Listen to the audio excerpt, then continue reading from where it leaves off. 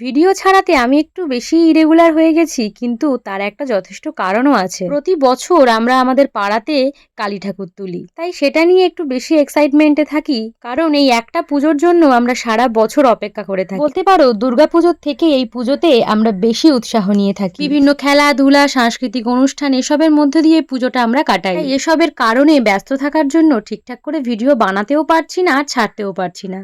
আজকে যে খাবারটা বানাচ্ছি, বলতে পারো চিকেনের যে কটা আইটেম আছে সব থেকে প্রিয় আইটেম হচ্ছে এটা আমার। কিছুটা তন্দুরি স্টাইলের, খেতে কিন্তু দুর্দান্ত হয়। চিকেনগুলোকে ছোট ছোট টুকরো করে কেটে নিয়েছি, তারপর তার মধ্যে টক দই আর কিছু মশলা, সামান্য তন্দুরি মশলা, একটু ছাতু বা বেসন আর কিউব করে রাখা পেঁয়াজ, ক্যাপসিকাম আর টমেটো দিয়ে 8 ঘন্টার জন্য ম্যারিনেট করে রেখে দিয়েছি। কড়াইতে বাটার দিয়ে সবকিছুকে একসাথে দিয়ে ভালো করে রান্না করে নেব। পোড়া পোড়া ভাবটা এলে তার মধ্যে একটু কাঠকয়লার বাটারের ফ্লেভার দিয়ে ওই ঠিক তন্দুরি স্টাইলের গন্ধটা নিয়ে আসার জন্য, তারপর ব্যাস লেবু দিয়ে খেয়ে নিয়েছিলাম, দারুণ ছিল।